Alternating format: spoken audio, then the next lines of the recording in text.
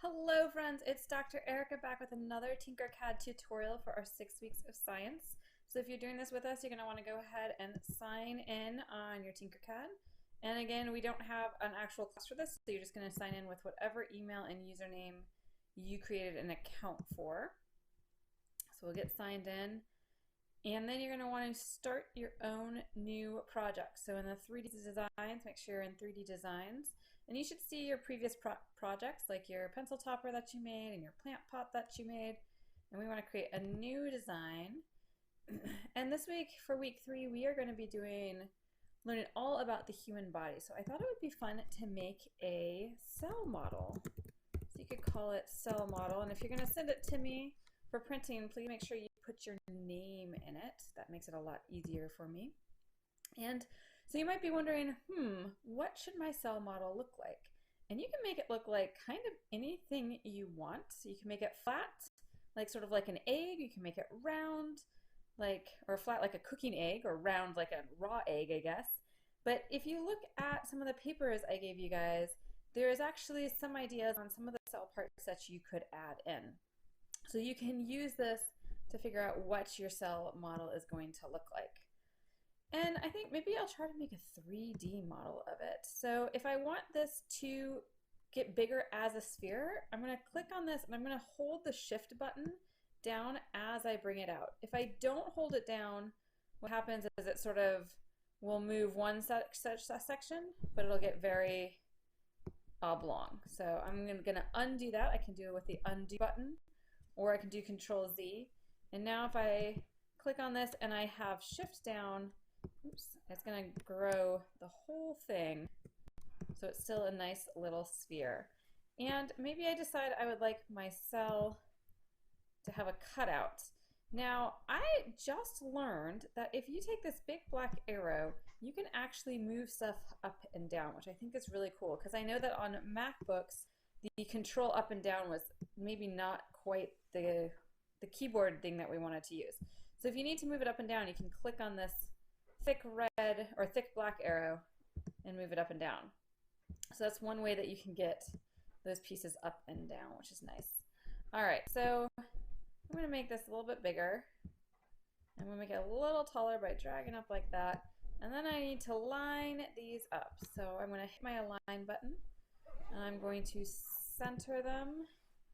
And I will center them, let's see, sort of in all ways possible for the moment. And then what I'm going to do is I'm actually going to pull my empty part up, maybe to about the halfway point, maybe even a little less than the halfway point. Oops. I need to hold on to that if I'm going to drop it down. And I'm also going to move it, so I'm going to get like a nice little cutout of what my cell is going to look like. I want it to come all the way over here. You know, maybe it needs to be a little bit bigger. Let's do that. Let's just make it a little bigger. Like that. And I can take a look around. Oops. And move it over. So now I'm going to have like a cool empty part. So if I group these two pieces together, and again, because this piece right here, the rectangle, is a hole, and I know it's a hole because it's gray and clear, and because the sphere is a solid, and you can see that because it's colorful, I can group these two together and it'll cut that rectangle out of the sphere. So to group them, I can either hit Control G or I can press this little button up here in the top corner.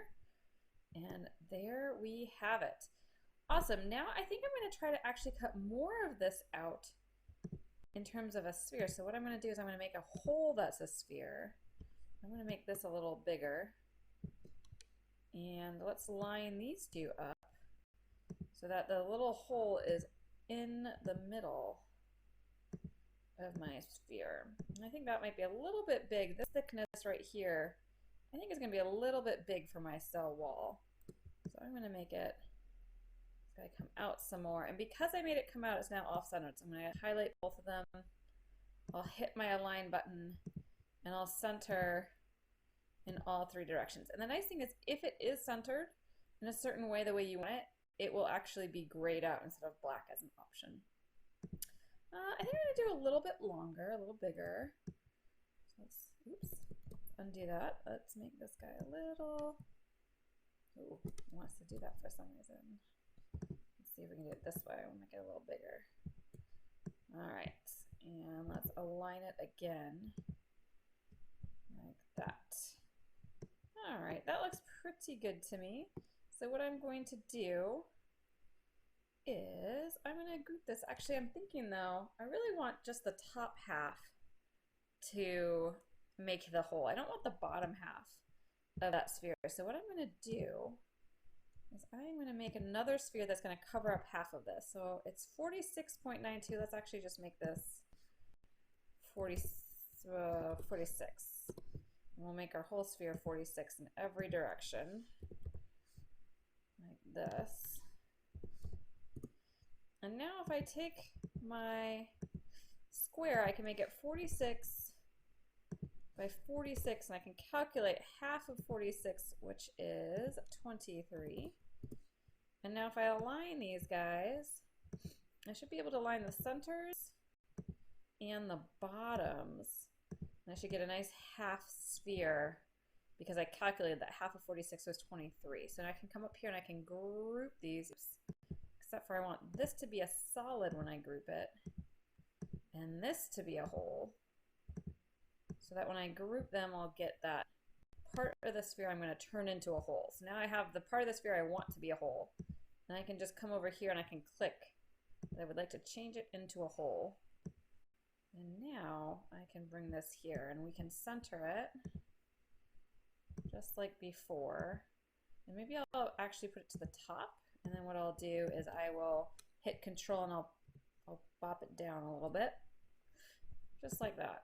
All right, and so now I should get, if I group these together, kind of like a cool looking piece of a cell, which is awesome. And I already now have my cell wall, which is this. And I have my cytoplasm, which is sort of all of this gunk. So I can go over here and say, what else do I want in here? So I could put some mitochondria, and these mitochondria, they look like little beans. So we could try to either scribble something and do the scribble where you draw it like a bean. So we could draw something that sort of looks like a little bean. And maybe I add in these little structures right here. And I say that I'm done. Perfect. I'm going to zoom out. And I'm going to grab this arrow so I can pull it up. And I can put it, I can use my other arrows, front and back and right and left, to put it in there. And I think I'm going to make it a little smaller. It feels a little big. So I'm going to make it a little bit smaller. Just like that. So there's some mitochondria for myself. And I'm going to put 2 in. So I'm going to Control Copy, where you can also copy it by using up here. And then I think this is paste, yeah, so we can paste it just like that. And if I want to rotate it so they don't look quite so similar, I can use these guys, little arrows on the bottom. All right, so there's some mitochondria for us. Let's see what else. We have DNA. Ooh, what could I use for DNA? Now again, I could scribble something, or I could try to add it in some way. Maybe I'm going to just write DNA as a text. That could be cool. So I bring in my text over here. And to change the text, I can delete it right here and write DNA, which will be, that'll be a fun way to do DNA. I can make it smaller. And I usually like it when it's like sort of thicker. I'm going to go for a different font. It's a simple font just like that. Ooh, I like that a lot. Now the DNA is in the nucleosome, the nucleus of our thing. So I'm going to get a nice little nucleus, and I'm going to do the same kind of cutaway we just did. So let's see, I'm going to take a box. I'm going to cut half of this away, just like that. And I will take these two and I will group them together. So that's going to be my nucleus. And inside, let's see, I want this to be a little taller. It doesn't quite look like a sphere. I'm going to have the DNA text. I'm going to put it up onto this. So let's make this a lot smaller. So if I click and hold shift and I can then bring it down, I'll bring it down for every direction. So I can do this. Let's see, where did I go at? There we go. what I can do is I can now put these guys together, and I want it to be sort of on the face. And what I'll do is after it's on the face, I'm going to put the DNA out just a little bit so that when I print it, I can see it. And now I'm going to also, I want to center them inside of each other and like that. All right, so like that. That looks cool. I can see the DNA in there. So that's handy. And you don't have to put every single type, every single piece of the cell. We're just making a model so you can decide what works for you with that model. All right, so now we're going to install our cell nucleus with our DNA in it. And let's see. I'm going to rotate it just a little bit like that. That's going to look really neat when I 3D print it. So I have my nucleus that has my DNA inside of it, and I can come back and refer to this paper and say, what else do I want? And this endoplasmic reticulum and the Golgi apparatus are really important. So maybe I decide I want to do some of that. I might move these a little bit because if I'm doing the endoplasmic reticulum and the Golgi apparatus, that's kind of actually really close to your nucleus. So we need that to go around it. And I think for that, I probably want to do scribbles because if you look at what they look like, they're very like wiggly. That's going to be really difficult to model itself. So what we can do is we can do the scribble and we can make it look like however we want it to look. Just like this. And you can decide how you want that to look. We'll hit done. All right, and I'm going to zoom out again. So this is going to be my endoplasmic reticulum. I can make it smaller. And I'll rotate it so it can go behind the nucleus of my cell. I'll just sort of bring it over. And let's see what we've got here. Let's move this guy a little bit. If you don't like this, you can actually press this little arrow and it won't show you quite as much. So here is my endoplasmic reticulum. Do it just like that. Maybe we'll, that looks pretty good. And if I want to make this model really educational so I could print out a picture of it, you could actually change the colors of these so that you could make your own key so that things are all different colors, which is kind of a unique way to think about that. All right, I'm going to do my Golgi apparatus, which is also going to be a scribble. And the Golgi is, instead of going sort of back and forth in any which way, it sort of has like this nice zigzag pattern to it.